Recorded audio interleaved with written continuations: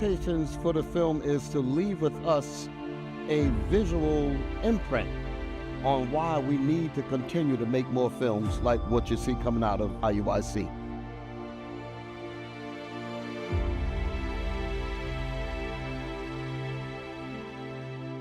Joseph's Dream was another good example.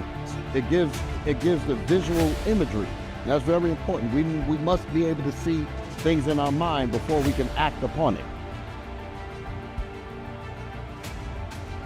So what these films do, it actually puts a vision in our mind, and it gives us something to step towards, rather than somebody just quote unquote telling the story. Now we got visual aid that helps us in our tenacious drive towards the truth of the Bible. And that's good for our children as well.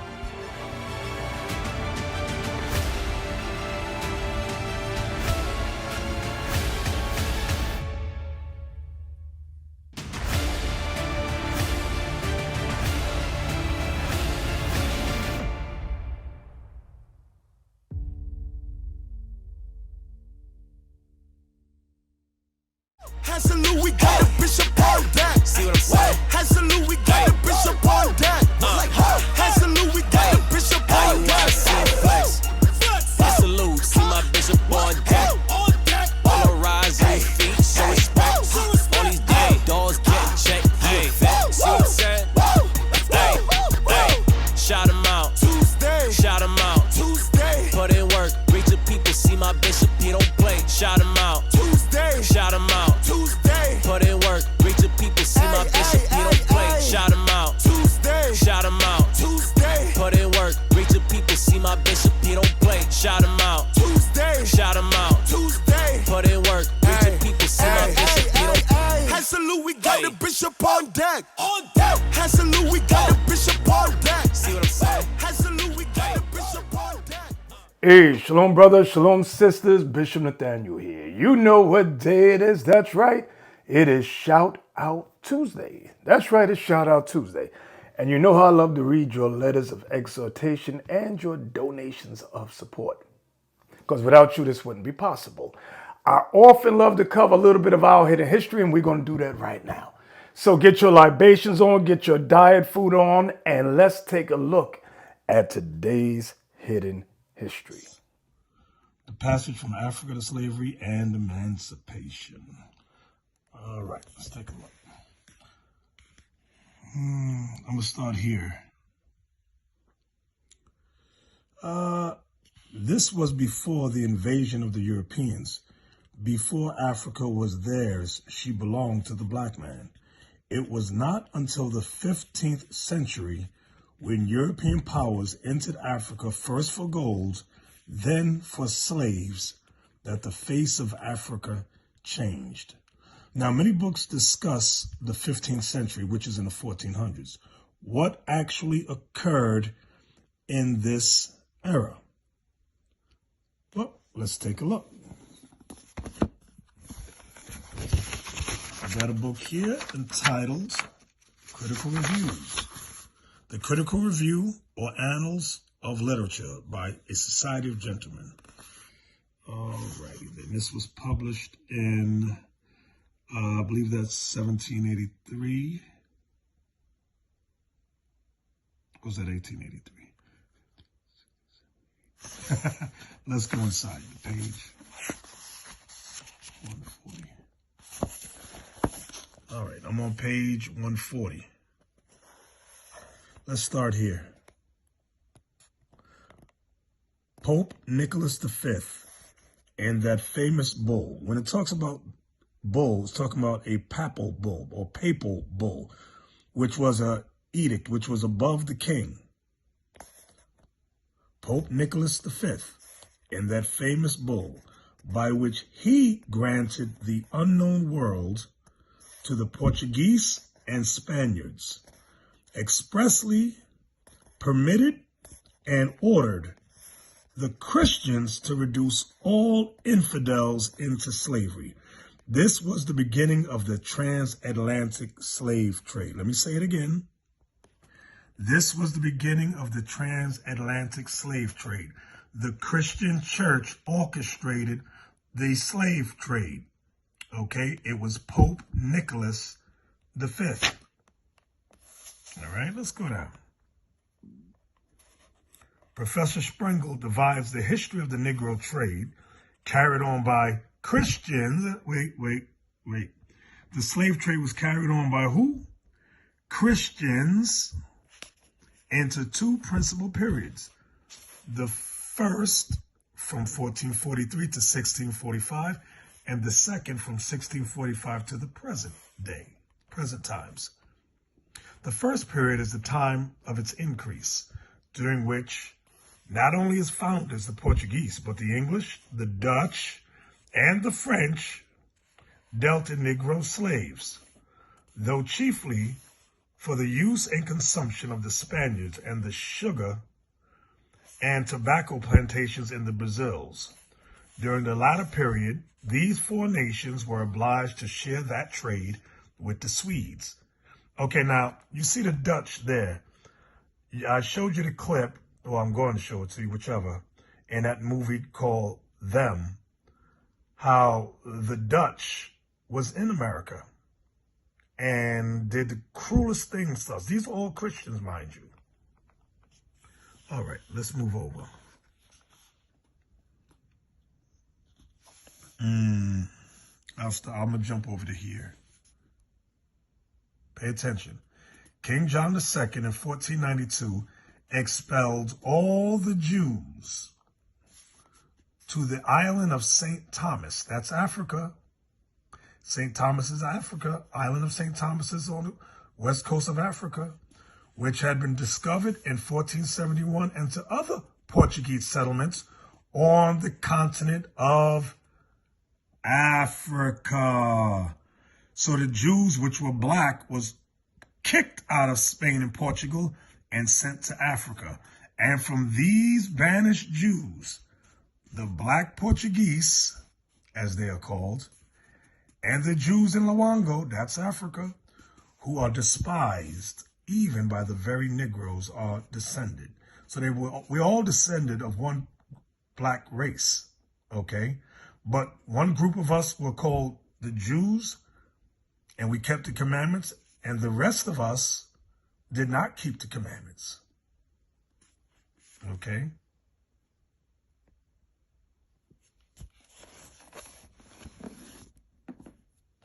So now, let's go back here.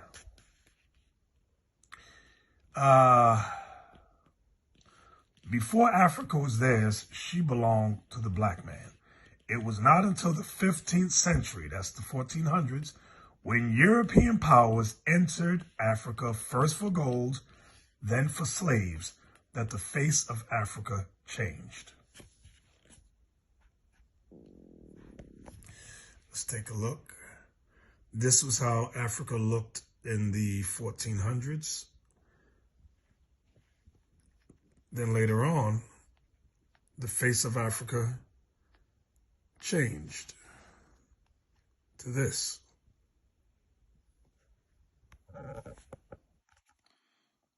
The changing face of Africa, the Africa before the slave trade and Europe's colonial invasion, looked quite different than the Africa of today. Let's look at that again. This is how it used to look. This is what it looks like today. Okay.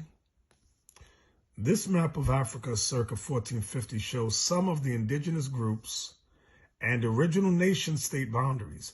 The Africa of the 20th century reflects European boundaries drawn in the 1800s during Europe's partition of and scramble for Africa. You can Google scramble for Africa. They'll show you all the European nations that were in attendance and who wanted what, how Africa was divided up amongst Edomites.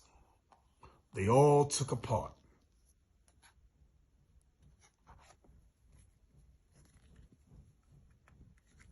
The price of a man.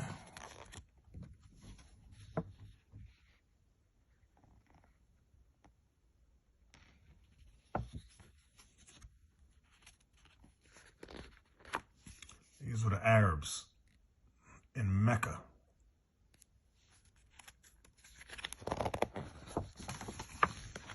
All right. Horrors of the Middle Passage.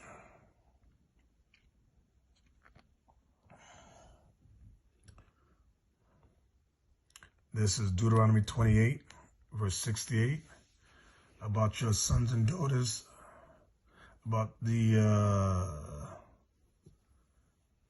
our people going into slavery on ships. We shall go into Egypt again with ships. Deuteronomy 28, 64. Here is a slave ship.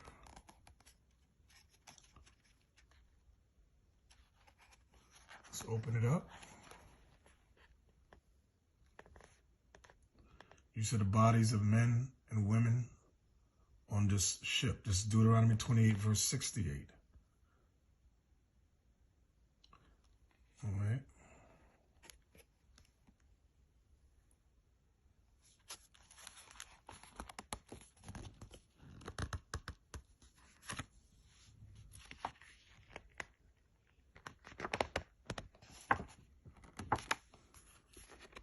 The auction. Again, that's Deuteronomy 28, 68.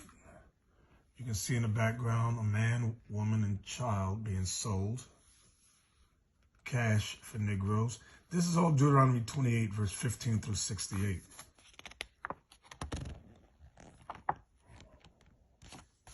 But there was something I saw. I want y'all to look at it.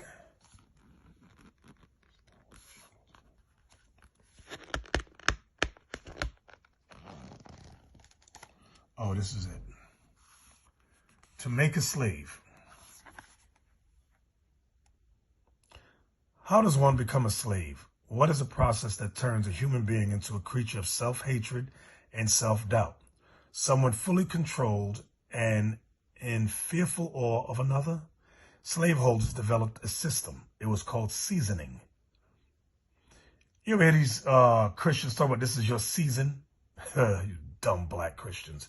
It was called, seasoning. It was a process under which strong men and women were broken, stripped of their dignity, and tortured. Seasoning was a brutal system, a system that remade men in an image pleasing to their oppressor. I want you to see that. It made us in the image pleasing to their oppressor. It rewarded good behavior and punished bad behavior. It turned captive men into things, their captives into beasts. The wise slave master never took seriously the belief that my people were natural-born slaves. He knew that African men and women fresh from the continent had to be broken in, forced to accept a subservient position. Slaves could never be trusted fully. Men wanted to be free. If slavery were to work, if strong men and succeeding generations were to wear the yoke of bondage, Deuteronomy 28:48, their psychology would have to be altered. Let's read that part again. Let's zoom in right there. I want y'all to see it. Their psychology would have to be altered. That means changed. Our state of mind would have to be changed. They would have to be made to believe that they were innately inferior and accept slavery as their natural condition. The seasoning process was neither quick nor easy. It took months, years, generations to break my people's spirit. Slaveholders knew the process was essential. Without it, the slaveholding regime would fall. The seasoning began shortly after the arrival of a new shipload of enslaved Africans. Most planters selected trusted slaves, those who had already been successfully conditioned to train the new arrivals. Seasoned slaves taught, seasoned slaves taught the novices the rudiments of plantation life and how to survive in the cruel new world. They taught them to communicate, to use the tools, to greet white men with lowered eyes. They taught them their new names: Wilsons, Dewberries, Rays, Dobson, Young, Washingtons, Franklins. They taught them their new names and made sure they understood the new culture and its values. They soothed new arrivals, shielded them as best they could from violent overseers, and tried to explain how they would never again be free, never again return to the country of their birth. They convinced the novices, the beginners, that compliance was in their best interest, that rebellion would result in death. New arrivals were not the only ones to undergo this conditioning. Each generation underwent a series of psychological and physical tortures to make them stand in fear. You can't make this stuff up. Here's an example. This is why people accept white Christianity, or white supremacy, so wholeheartedly. And they fight against the Israelites who try to free their mind, their spirit, from the yoke of bondage. Black men and black women have become their own worst enemies today, fighting against the truth that God is black, Christ is black, the angels are black, and that's right, the 12 tribes of Israel are black. And we went into slavery because, according to Deuteronomy 28, verse 15 through 68, we broke the commandments of God and were made to suffer a life of bondage and oppression and slavery.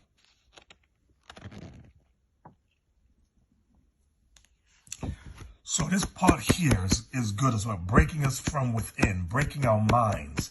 And they have done an excellent job and continue to do so to this very day. All right, you saw it for yourself. You saw it for yourself. Now, today, we're going to look at our brother, Roland Martin. And I do believe he is a bona fide Democrat. Yes, a Democrat. And I remember he got in trouble or fired from CNN, if I'm not mistaken, for sending messages of questions to someone that worked in the White House named Donna Brazel, something like that. Y'all could put it in the comment board if y'all know. Y'all smarter than me. Anyway, Roland Martin and many of his black constituents in the media, fellow journalists, so forth and so on, are shocked, amazed that they were not invited to the presidential early debate. They were not invited. So, we always tell y'all, white folks in power don't give a daggone what black people think or what you say. But y'all are so, integrated, assimilated into society, your feelings are hurt. And you are shocked and amazed. Well, let's take a look at today's clip. My phone started ringing from black folks in black media saying they were denied credentials by CNN for tomorrow's presidential debate. I was like, what the hell's that about? So I posted a tweet, tagged the head of corporate PR for CNN saying, hey, I don't know how y'all just freezing out black-owned media. So then at 12:07 p.m. Look, the CNN, because CNN is the one that held the debate between former President Trump and President Biden, Jim Crow Joe, in Atlanta. CNN, the Caucasian news network, don't give a daggone about black media, what black journalists think or say. When y'all gonna wake up? Come on, let's continue.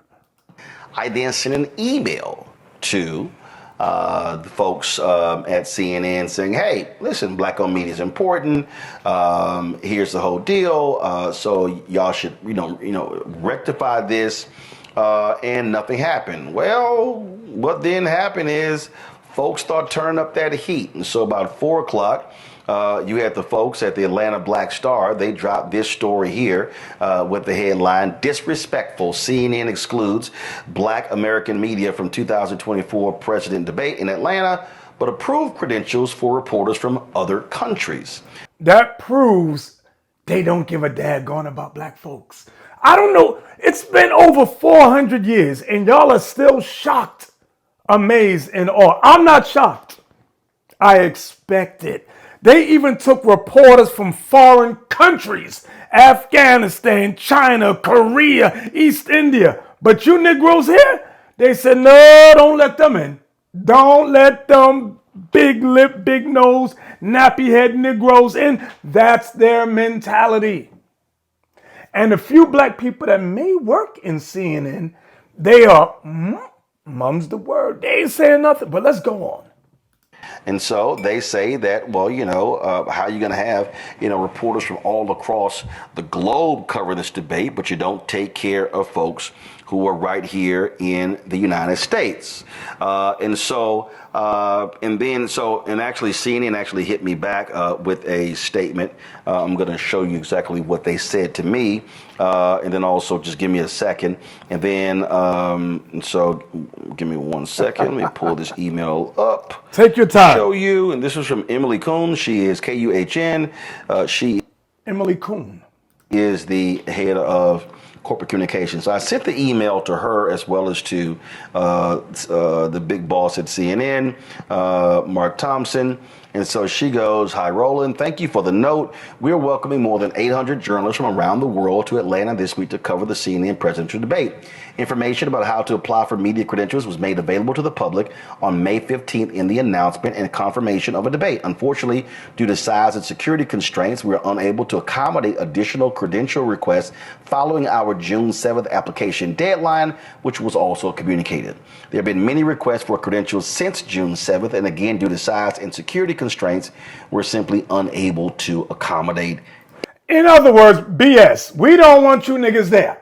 Let's go on. Emily, and so that's what she actually, sent to me there. Now, the Congressional Black Caucus Political Action Committee, well, they weighed in, and this is the statement that they dropped. This came from Congressman Gregory Meeks. It said, "Today, on behalf of the Congressional Black Caucus, CBC PAC Chairman Representative Gregory Meeks released the following statement admonishing CNN for excluding black." The Black Caucus, when you read the Bible in the New Testament, you read about, what's the name? Y'all bear with me a second. I got to find it. The Herodians. Hold on. Herodians. When you read Matthew 22:16, Mark 3 verse 6, and Mark 12 verse 13. Let me just read Mark 12:13. "And they send unto him certain of the Pharisees and of the Herodians to catch him in his words." The Herodians were a political party. The Herodians were a political party that supported Rome. These were black Jews that supported Rome. Anything Rome said was the bomb. They love Rome. They love white supremacy. That is today's Black Caucus. But let's go on. Media from covering the CNN presidential debate and calling on CNN to act immediately to credential a minimum of 10 black-owned media outlets. This afternoon, we learned that CNN has credentialed 800 members of the media for the...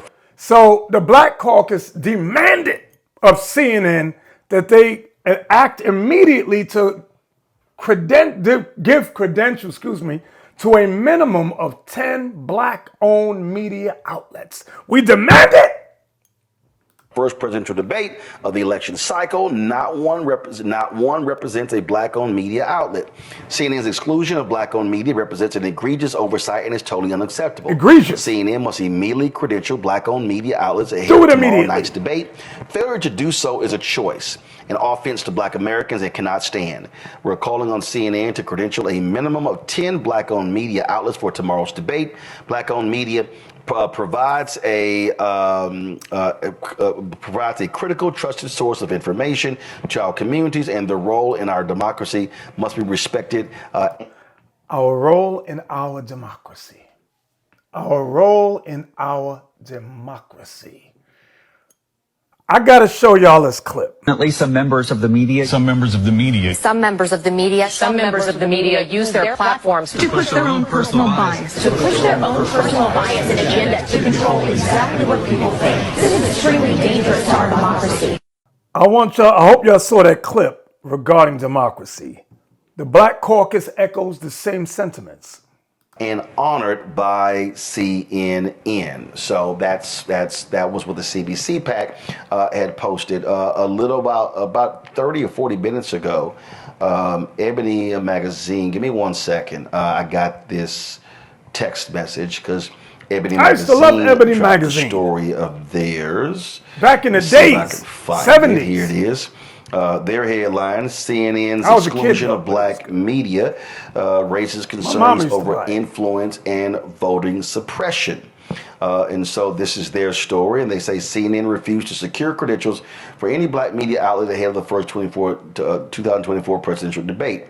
And so they lay out in here what took place. I do know, and then it says here, at the Biden-Harris campaign, which has actively advocated for the inclusion and presence of local and national black outlets at Thursday's debate, they're going to be hosting an exclusive gaggle, a more informal press briefing that does not allow video of the actual debate. This move is seen by many as an attempt to address the concerns raised by black media as the Biden-Harris campaign seeks to optimize visibility for black and brown voters who play a pivotal role in the election season. Now, Black and brown voters do not play a pivotal role in voting. Y'all are so misinformed, okay? There's something called the Electoral College that picks and chooses presidents, not black people in the ghetto. I don't know what's wrong with y'all. And this Biden-Harris thing, let me say this. I just got to say this. Y'all bear with me before I play on. It seems like Joe Biden is finished. He's too old. He got dementia or whatever he got. Alzheimer's, I don't know, but he got something.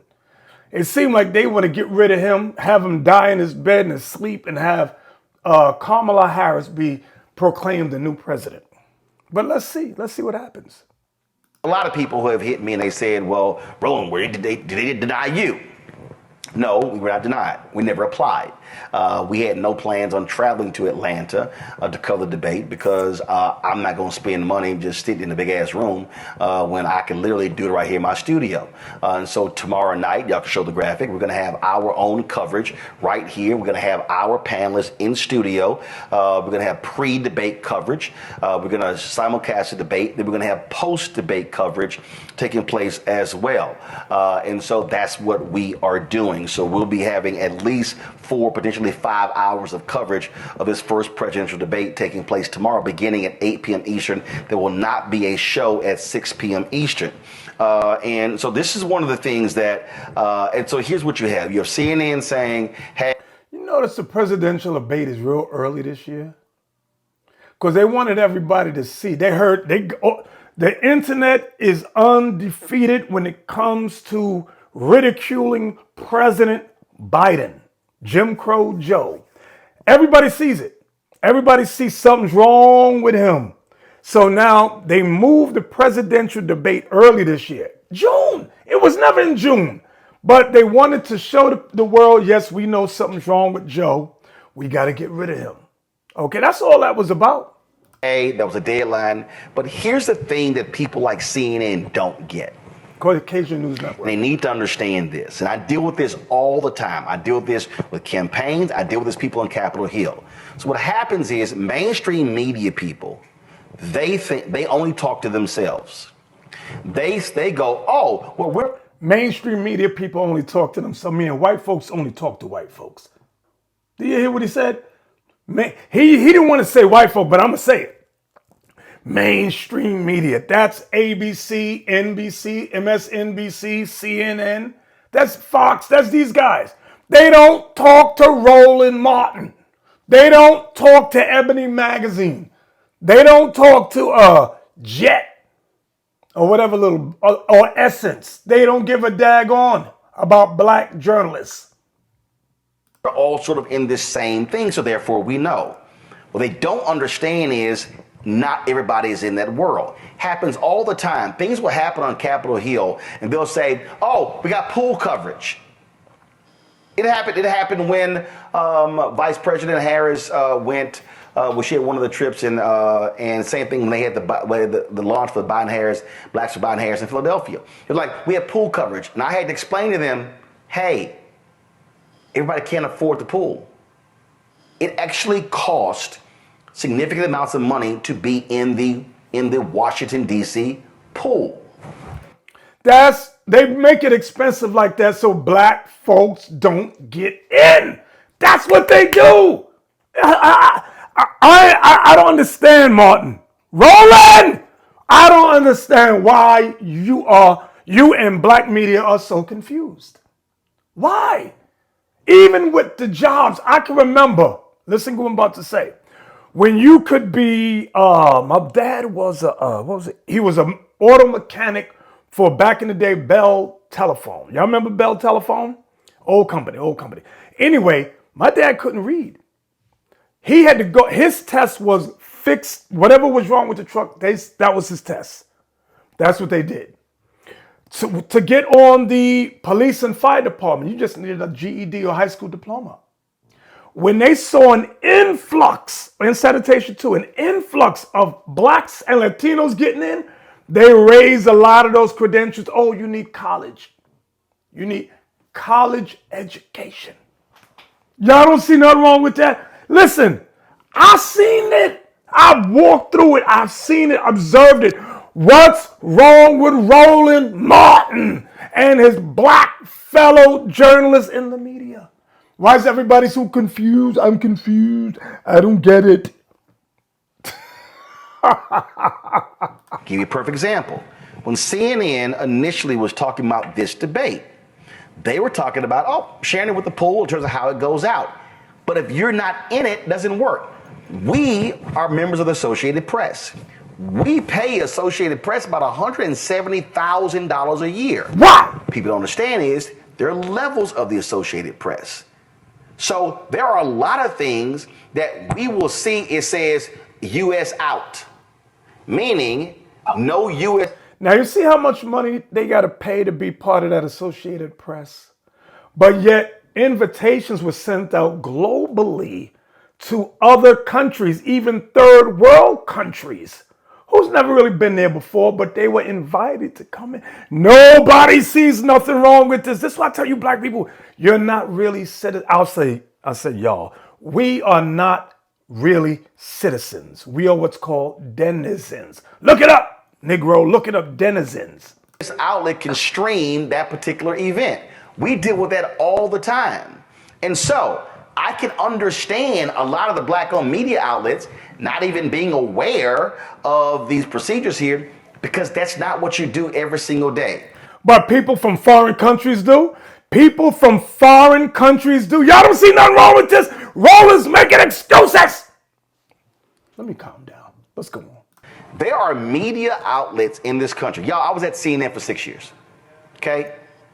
A lot of these outlets, they have staff whose sole job is to do those things. To literally handle credentialing. You don't even have to sit here. It's like the bosses decide, we're going to bring 7,500 people. They go, here's the list, boom, boom. You don't even do anything. Next thing you know, got your credential, whatever the heck. No.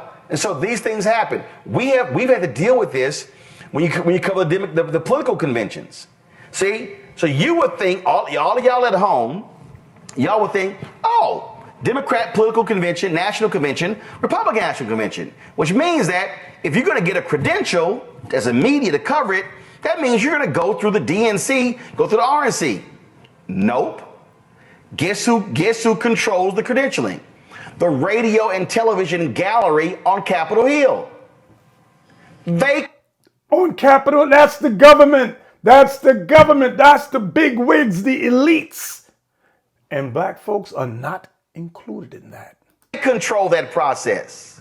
Well, because here's the deal. They go, everybody covers Capitol Hill. No, we don't. So every 4 years, we typically have problems dealing with the people in the radio TV gallery. And then what we have to then do is go to the DNC and the RNC and say, hey, yo, they tripping. That happened in 2016. I had to deal with Sean Spicer to make. So every 4 years, Roland Martin is admitting black journalists have problems being part of the presidential debates every 4 years. This, I want you to look this up. Look, you can look it up. The black vote is not forever. It is temporary. It expires. The black vote expires. Black people's voting rights expire. Do you understand that? The next time our voting rights expire, if I'm not mistaken, it's around 2031. You can look it up. Our voting rights in this country expires something like, don't quote me on this, it's around every 20 years or something like that. From the Voting Rights Act back in the 60s, check it out. Look what they did. It expires, okay? Roland Martin, he's into this stuff. He should know. Y'all can look it up. Make sure we had credentials to cover the Republican National Convention in Cleveland. We ain't going this year, waste of money. And so we had to deal with him on that. And so we've had to do the workaround to deal with that. And so that's what the CNNs of the world have to understand. Here's what I think makes sense right here. Listen, it's 800 people. You have security restraints. You have time constraints. Robert, here's to me what makes sense. You've got the Atlanta Black Star, Atlanta Voice saying, hey, wait, what the hell's going on? First of all, you can't be in the black Mecca and you're going to leave out 2 black Atlanta newspapers. They just did it. All right, I just had to find it. When you look up the reauthorization of expiring portions of the Voting Rights Act of 1965, I'm just going to go all the way down to the end. Therefore, be it resolved that the NAACP endorses and calls upon the Congress and President of the United States to reauthorize and strengthen the expiring provisions of the Voting Rights Act for at least 25 more years until August 6, 2032 or later. If you are a citizen, why do you need that? The Chinese ain't got that. The East Indians ain't got that. The Arabs ain't got that. Why do we black people need that thing here? Because we're not citizens. We are not citizens in the full concept of the word. Anyway, let's go back to Roland. Now, to me, what makes sense is, the CBC, totally understand it. Hey, 10 credentials, not sure how many you can get, but first thing, CNN, credential the Atlanta people. Okay, that's first. I saw Stacey Brown's tweet where they applied, they were told, sorry, too late. Now, the Atlanta Voice is a member of NNPA, so they can provide their coverage to NNPA for all of their newspapers, okay? They can actually get that. Team, that's actually what you do. And I know that Black Enterprise, Ebony applied, the Shade Room, and so the thing here is, if what CNN should have done, again, when I sent them the email at 12:07 and realized that, hey, this might blow up, quietly go, okay, we're going to credential these 5 people. Boom, there you go. No story. Then you don't get the Atlanta Black Star story. You don't get the Ebony story. You don't get the CBC PAC story. You don't get a potential statement from the National Association of Black Journalists, and it doesn't become a thing. Well, it's a thing now, because guess what? They don't care, Roland. They don't care what black media says or thinks. This is called bad PR. And you got to know how to avert a crisis with the PR folk. You don't actually make it work. So I wonder on CNN's PR staff, y'all got any black people who are in the room? Something tells me that staff don't have any black people. That might be y'all bigger problem. Well, Roland, I also love that they gave you the standard pat you on the head reaction. Oh, I'm sorry, little black person, you missed the deadline. If you had only read better, then you wouldn't have done so. And not that they completely missed the context of it, because as you said, they didn't have anybody in the room who could understand that you could not be in Atlanta. I'm sorry. When I look at this, it looks like his head is not really on his body. I'm sorry, I gotta let me go back a few seconds to when he starts talking. Because what he says is it is important and it's paramount to today's discussion. Just listen. Don't have any black people, that might be y'all bigger problem. Well, Rowan, I also love that they gave you the standard pat you on the head reaction. Oh, I'm sorry, little black person, you missed the deadline. If you had only read better, then you wouldn't have done so. And not that they completely missed the context of it, because as you said, they didn't have anybody in the room who could understand that you could not be in Atlanta and not have black journalists from Atlanta in that room. I applied for a credential and got denied because I'm on radio here in Atlanta, and I was going to cover He's in Atlanta, applied and got denied. Did y'all hear that? Wait, let's go back in a few seconds again. reaction. Oh, I'm sorry, little black person, you missed the deadline. If you had only read better, then you wouldn't have done so. And not that they completely missed the context of it, because as you said, they didn't have anybody in the room who could understand that you could not be in Atlanta and not have black journalists from Atlanta in that room. I applied for a credential and got denied because I'm on radio here in Atlanta, and I was going to cover the debate instead of going to go to some of the after events. Or I might fly up to D.C. and hang out with you, Roland. But it's one of those issues where the same progressive media that loves to call Trump racist and love to talk about what Republicans are doing often do the exact same thing. They just do it from a different perspective. What is he saying? That's very important. He just said there's no difference between the Republicans and the Democrats. The Democrats are just as racist. They just do it a different way. But the Republicans and the Democrats have the same agenda. They are against our people, the Israel. We are the Israelites. They are against us, whether you know it or not. I think that their white liberalness covers them from also doing things that are by their. Wait, did you hear what he said? Their white liberalness. What Republicans are doing often do the exact same thing. They just do it from a different perspective. They think that their white liberalness covers them from also doing things that are by their very nature racist. Let me show you what the Bible says about liberals. Democrats are generally called liberals, liberal democracy. When you go to Isaiah chapter 32 and verse 5, the vile person shall be no more called liberal. Do you see what it's calling the liberal? Vile. They're evil. They're filthy. They're demonic. The vile person shall be no more called liberal. Nor the churl, when you look that word up, it means rude, which is referring back to the vile person, the liberal person, said to be bountiful because they make money off them being liberal. Their can I say liberosity? Whatever the word is, they make money. Oh, we support the rights of black and brown people, and they make these little things and abortion rights and all that. They're very liberal, affirmative action, and they get paid behind the scenes on this stuff. Verse 6, for the vile person will speak villainy. That's what you're hearing now. And his heart will work iniquity to practice hypocrisy. That's what this brother just said. The Democrats are quick to point at the Republicans and say, they're racist, Republicans are racist. But the Democrats are even more so racist. They just do it a different way.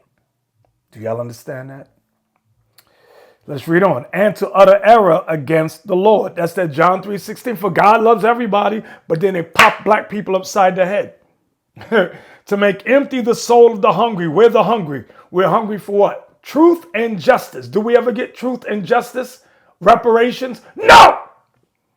And he will cause the drink of the thirsty to fail. We're the thirsty. What are we thirsty for? Truth, justice, reparations. Do we ever get anything? No! The instruments also of the churl, that goes back to the liberal, are evil. He devises wicked devices to destroy the poor with lying words. Oh, I'm sorry, little black person. I'm sorry, little black person. If you could only read, you would have met the deadline for the presidential debate. But since you can't read, that's not our fault. Are you kidding me? To destroy the poor with lying words, even when the needy speaketh right. He's speaking right. and you see the outcome, right? But the liberal devises liberal things, and by liberal things shall he stand. Let's go on now. The Democrats are panicking over the president's shaky performance. Oh, this is CBN, the Caucasian Broadcast Network. In last night's historic debate. Let me go back. Let me go to the beginning of that part. I think that their white liberalness I don't want to covers them interrupt from also doing things that are by their very nature racist. The Democrats are panicking over the president's shaky performance in last night's historic debate with former President Trump. Some are calling for Biden to be replaced as the nominee. Voters were also concerned by what they saw from the president as he struggled and stumbled through the evening. George Thomas reports from the debate site in Atlanta. Within the opening minutes, eligible for what I've been able to do with the with the COVID. With dealing with everything we have to do with. Look.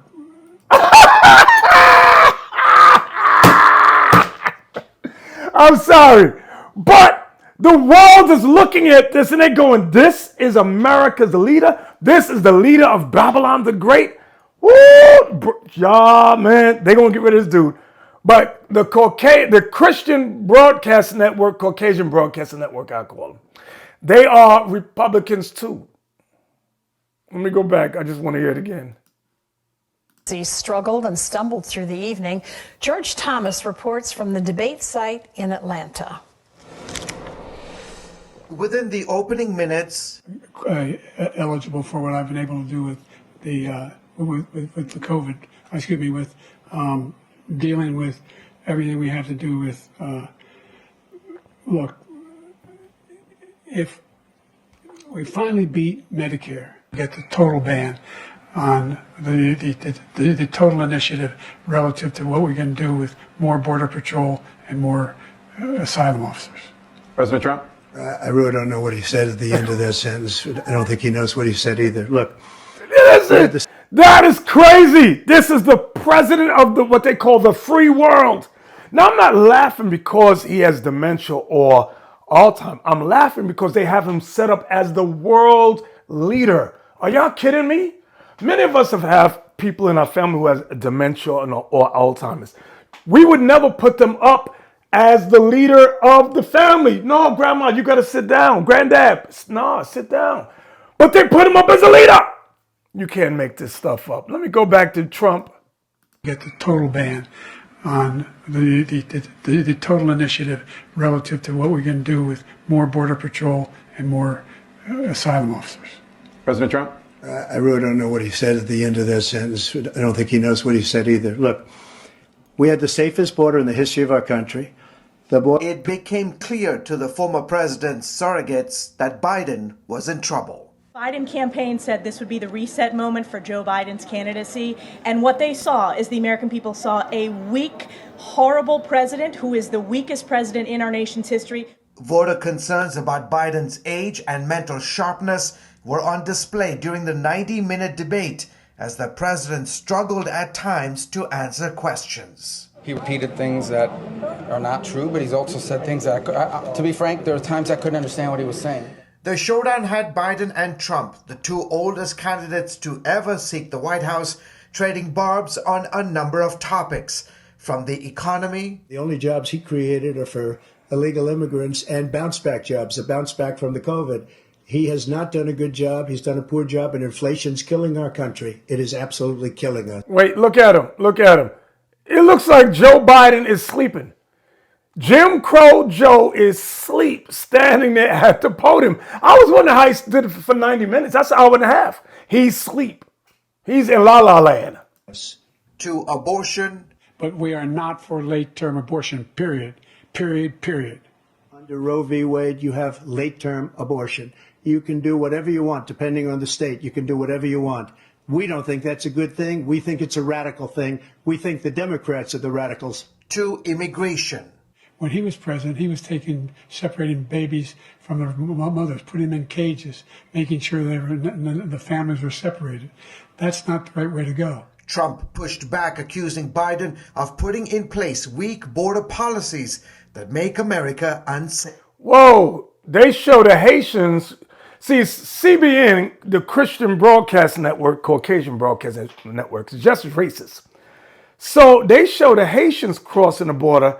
They don't show the hundreds of thousands of the other groups, including Afghanistanians, whatever they are, crossing the border. They show the Haitians. You see how they do?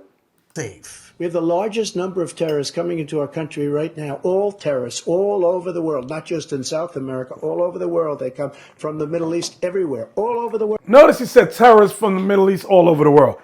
The Haitians are not terrorists. Why would CBN, the Caucasian Broadcast Network, show the Haitians crossing the border? Message, this is what they do, subliminal messages. I'm telling y'all. The world, they're pouring in. And this guy just left it open. The two also tackled wars in Ukraine and Gaza.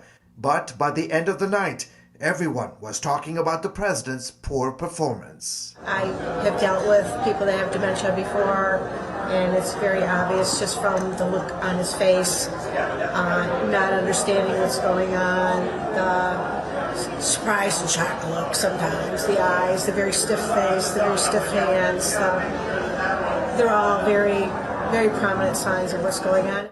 The White House tried to put a brave face on the evening, telling reporters that Biden had a cold.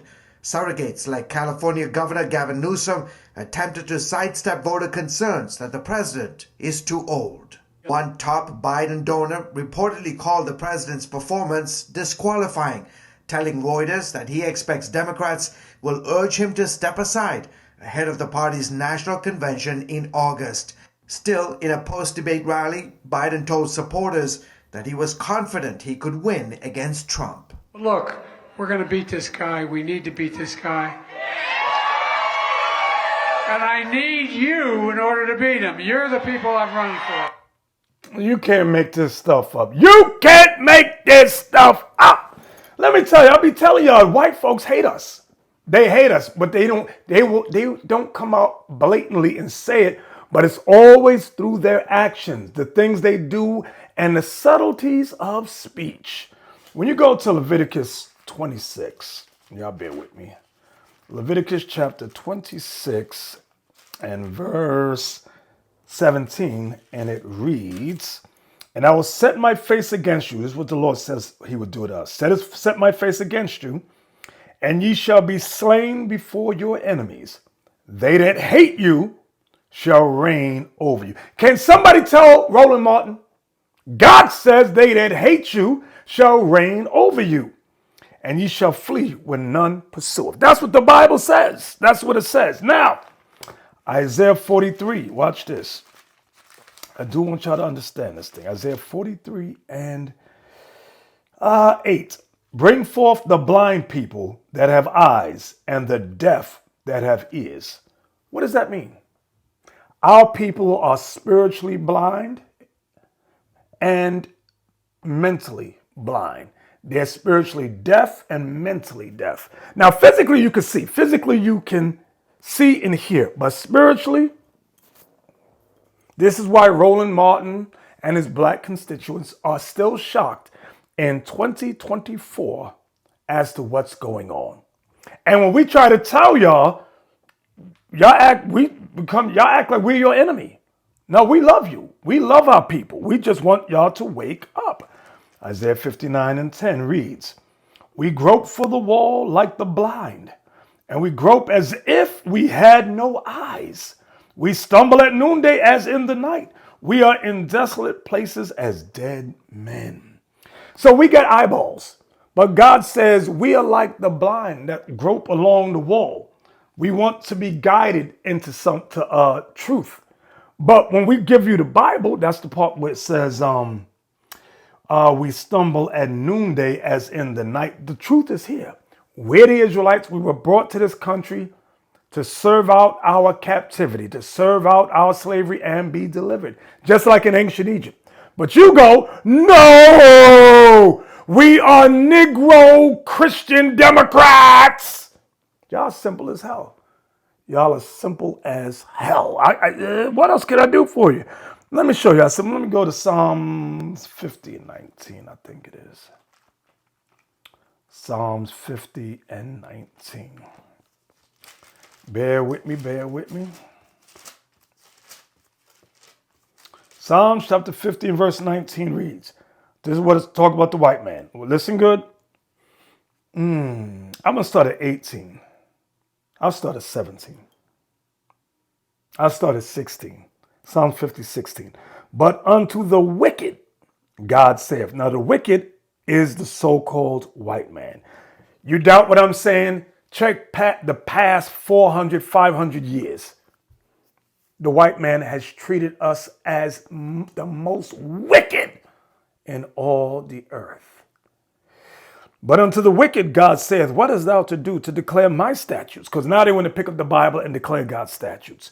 Or that thou shouldest take my covenant in thy mouth. One group of white folks take up God's covenant, the old covenant, and say they're Jewish. You're not the Jews of the Bible. The next group of white folks take up the new covenant and say we're Christian. This is talking about them. Then it says, seeing thou hatest instruction and casteth my words behind thee. Because whether they call themselves Jews or Christians, they don't obey what this book says. They don't obey the word of God. This is our book, our records. White folks don't obey it.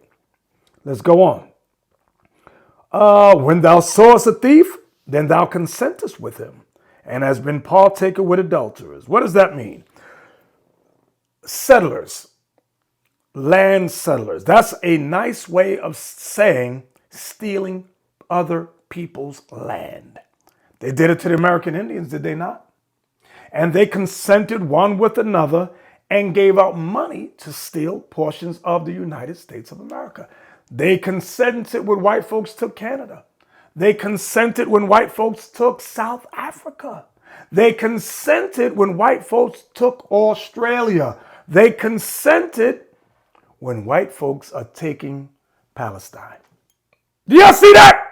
Let me read that again in case you're kind of slow. When thou sawest a thief, then thou consentest with him, and meaning agrees with him, and has been partaker with adulterers, meaning they sleep with everybody's woman. Thou givest thy mouth to evil, they speak evil, and thy tongue frameth deceit. That's what we saw on Roland Martin Unfiltered. Thou givest thy mouth to evil, thy tongue frames deceit. Thou sittest and speakest against thy brother. We're the brother. Jacob, we are Jacob. The white man is Esau. Thou slanderest thine own mother's son. These things hast thou done, and I kept silence. Thou thoughtest that I was altogether such a one as thyself, but I will reprove thee. So God says he will reprove white folks and set them in order before thine eyes. Meaning he's setting up the 12 tribes of Israel right in the eyes of white society. We're being set up. I hope everybody sees that. Let's go to 1 Esdras chapter 5 about the media. 1 Esdras chapter 5.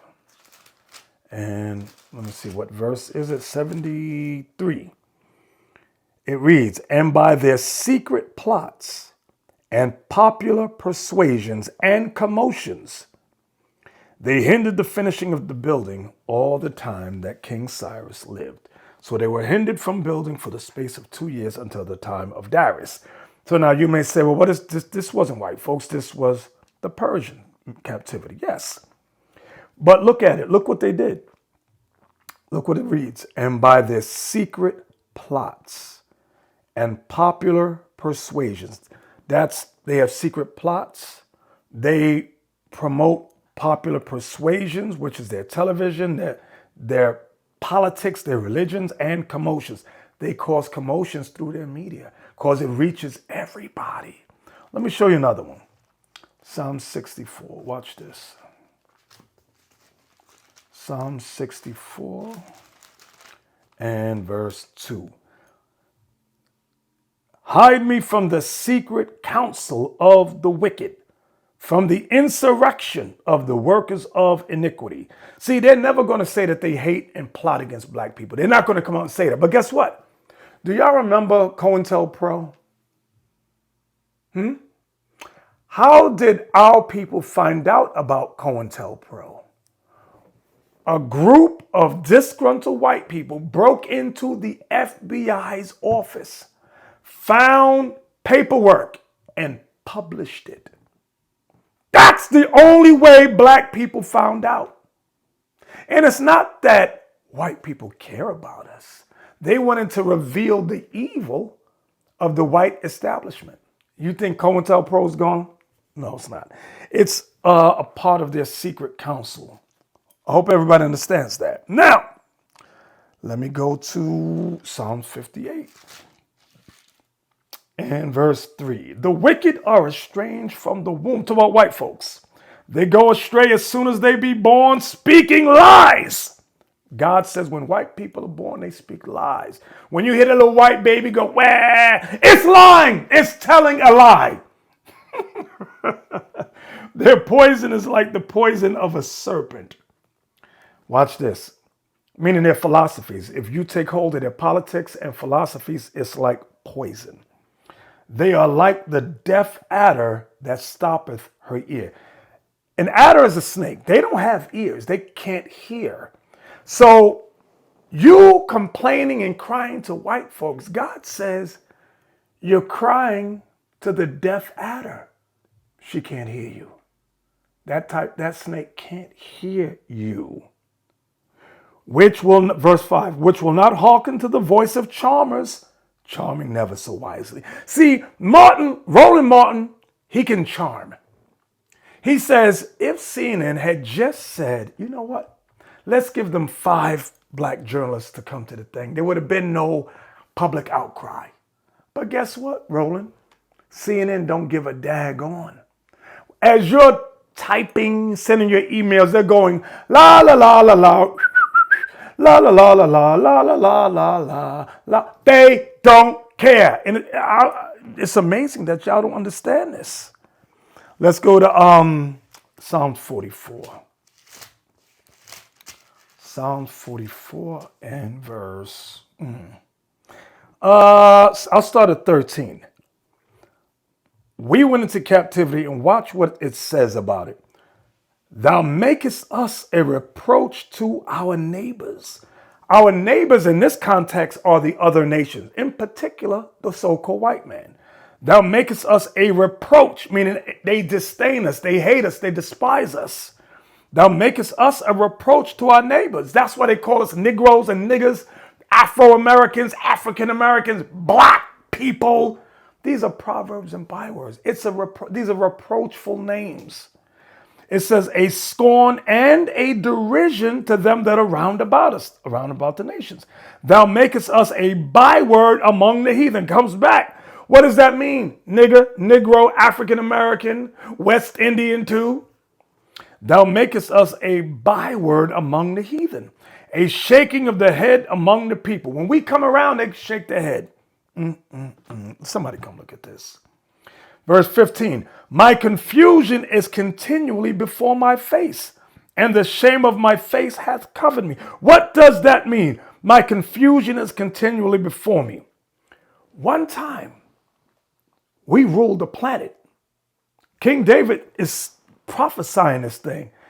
We ruled the planet. But then he sees a vision of our people falling from grace, falling from rulership to captivity and trying to assimilate.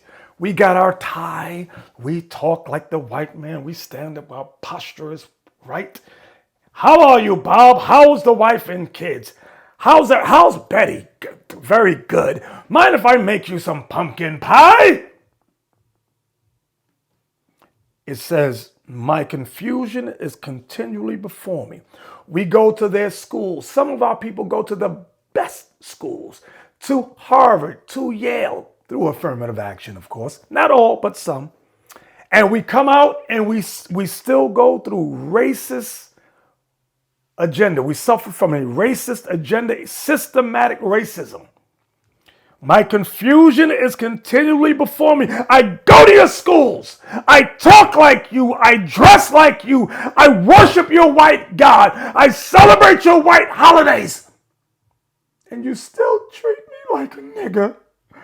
You still reproach me. Are y'all kidding me? Y'all stupid as hell. Y'all are stupid. I can't take it. I can't take it. Now, let me go to Zechariah chapter 7. Because I try to warn y'all. We try to warn you. Watch this. Bear with me. Zechariah chapter 7, verse 11. When the prophets, we try to warn our people. This is what happens. Zechariah 7, verse 11. But they refused to hearken and pulled away the shoulder. You know what that part means, and pulled away the shoulder? Let's say we put our hand on you and say, hey, brother, hey, sister, you go, get your hands off me. That's what y'all do. But they refused to hearken and pulled away the shoulder and stopped their ears that they should not hear. See that? Yea, they made their hearts as an adamant stone, lest they should hear the law. Y'all don't want to hear God's law. And the words which the Lord of hosts have sent in his spirit by the former prophets, therefore came a great wrath from the Lord of hosts. Y'all refuse to hear. Now, we tell y'all about voting in terms of voting for a president. Deuteronomy, I'm going to go to Deuteronomy 17 and 15. I don't vote. Not for presidents. Nope. This scripture is not talking about voting for shop steward and nothing like that. This is talking about a ruler of your people. Deuteronomy 17 and verse, I'll start at 14. When thou art come into the land which the Lord thy God giveth thee, and shalt possess it, and shalt dwell therein, and shalt say, I will set a king over me, like as all the nations that are about me. A king, today you'll call a king a president. Verse 15. Thou shalt in any wise set him king over thee, whom the Lord thy God shall choose. One from among thy brethren shalt thou set king over thee. Thou mayest not set a stranger over thee, which is not thy brother. Do you black people understand that? It's against God's law to set a stranger, someone from another race, as your president. They will never look out for you. This is why we suck. We suffer. Now, and you may, Obama, no, Obama, nothing. He was not our people. Okay. He was paid puppet. Or you go, Kamala Harris. No, she's East Indian.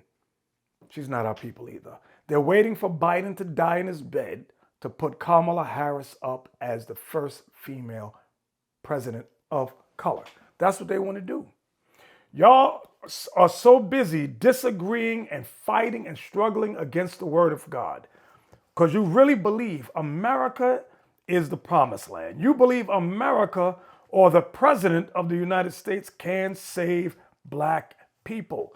No, black and brown people, you cannot be saved by this country. Lamentations chapter 4, verse 17. Listen good. As for us, our people, our eyes has yet failed for our vain help. There's vain help looking to the United States of America. Vain help looking to the President of the United States of America. Vain help looking to Republicans. Vain help looking to Democrats. Again, as for us, our eyes has yet failed for our vain help. In our watching, we have watched for a nation that could not save us. Do you see the prophecy here? Do y'all see this? Now, I mentioned about voting. I got to go back to voting. Because earlier I mentioned about the Electoral College. Let me look it up real quick. How does the Electoral College work? Because I said your votes don't matter. Let's read this. Once every 4 years, eligible citizens, listen to the wording, eligible citizens, let's listen to the wording, eligible citizens vote to elect their candidate. Stop, pause, right there. Words are important. I told you also earlier, you're not citizens. This is why your voting rights expired. And that's why you always got to go back and get them renewed. I ain't making nothing up. Black people, brown people, we are what's called denizens. Denizens. So let's read this again. Once every 4 years, eligible citizens vote to elect their candidate to be the next president of the United States. Despite what most people think, citizens do not vote for their chosen presidential candidate. Whoa! Instead, they vote for the slate of electors who pledge to cast their votes on behalf of the citizens in the Electoral College. Do y'all see that? You don't vote for the president. That's what the Electoral College is all about. Oh my gosh! You vote for the slate of electors. And let's say 20 of you vote for, let's say, Biden. Vote. The slate of electors look at that and decide or whether or not they're going to cast their vote for that. I hope y'all understand. I hope y'all understand. Don't play dumb. Last but not least, let me go to Daniel 4:17. Bear with me. About your presidents. Regardless of who the president is, watch what God says. Daniel chapter 4, verse 17. This matter is by the decree of the watchers, which are the angels, and the demand of the word of the holy ones, to the intent that the living may know that the Most High ruleth in the kingdom of men, and giveth it to whomsoever he will, and setteth up over it the basest of men. Who does God allow to be leaders? The basest of men. What does base mean? Base is the root of the word basement. It's the bottom. You can't get no lower. Y'all understand that? So the basement is like the basis of men. It's low grade, low quality. The other nations are base. And y'all busy, oh, please be my president, Mr. White Man. Help me, love me, care for me, fondle me. Y'all are stupid. Anyway, let's get to the reading of the shout out letters, all right? This first letter reads, Shalom, General. All praise to the Most High. Peace be with you and your house. I must say, I do enjoy watching the Storytime clips on Instagram. I also like that there is always a scripture that fits our reality. Thank you for answering the call when the Most High God called you to be a teacher and an ambassador to his lost people. Please accept this, blah, blah, blah, blah, blah, blah, blah. Most High in Christ bless Amir Job Benjamin. All praises. Thank you so much, brother. All praises. This next letter reads, Bishop, so glad to be able to send you this token of love from David and Betty. Now that we have the address, look to give blankety blank. Thank you for your love in this gospel, 12 tribes worldwide. All praises. Thank you, David and Betty. This next letter reads, Shalom, leadership, bishop, captains, and leadership. Just a note to say thank you for the true teachings of the Most High. Thank you so much. I pray that God, the Most High, keep you and your family safe while on this journey. Please accept my Shalom, Frankie B. Thank you, Frankie B. All praise. The next one says, Shalom, Most High in Christ bless. This is your sister, Mary the Jersey Jew. So happy to celebrate another Passover 2024. I'm happy to see our brothers and you, Bishop, traveling. I'm very happy to see where our donations are going. Most High in Christ bless. All praises. Thank you so much, Mary the Jersey Jew. All praises. We're going to give a shout out of thanks to Harlan C. All praises. We want to give a shout out of thanks to David V. Shout out of thanks to Johnny L.A. Shout out of thanks to Rita B. Shout out of thanks to Leslie C.S. Shout out of thanks to Derek S. Shout out of thanks to Laura M. Shout out of thanks to Laura M. again. Shout out of thanks to F.M. Burgess. Shout out of thanks to Joe. Shout out of thanks to... I don't know what that's. Shout out of thanks to Marshall B. C. of Evanston, Illinois. All praises. Shout out of thanks to Mary the Jersey Jew.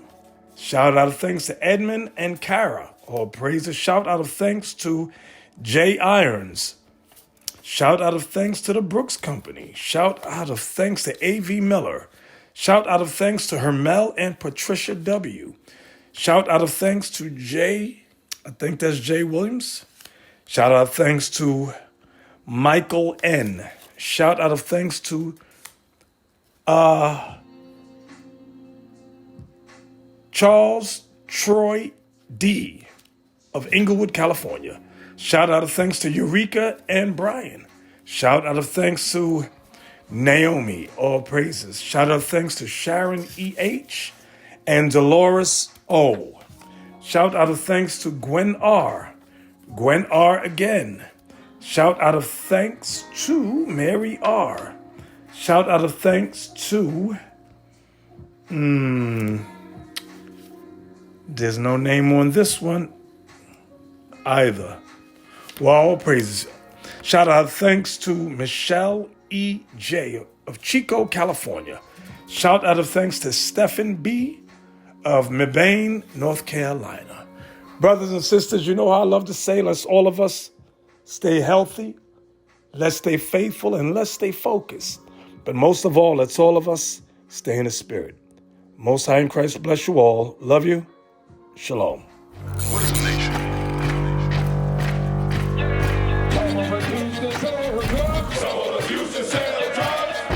Nation is men leading by example.